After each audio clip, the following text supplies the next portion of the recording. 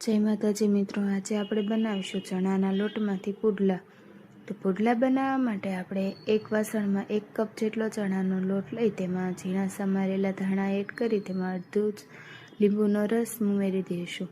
ત્યારબાદ આપણે તેમાં સ્વાદ અનુસાર નમક, અડધી ચમચી હળદર પાવડર, 1 ચમચી લાલ કાશ્મીરી મરચું, અડધી ચમચી ગરમ મસાલો, અડધી ચમચી હિંગ, 1 થી 2 ચમચી જેટલા તલ લઈ તેને સારી રીતે મિક્સ કરી લઈશું। થોડું થોડું પાણી ઉમેરીને આપણે પુડલાનું બેટર તૈયાર કરી લઈશું।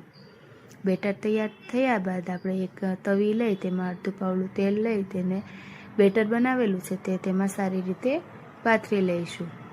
બેટર પથરાઈ જાય ત્યારબાદ આપણે તે ચડી જાય એટલે આપણે તેને તવીથાની મદદથી બીજી બાજુ પણ શેકી લઈશું।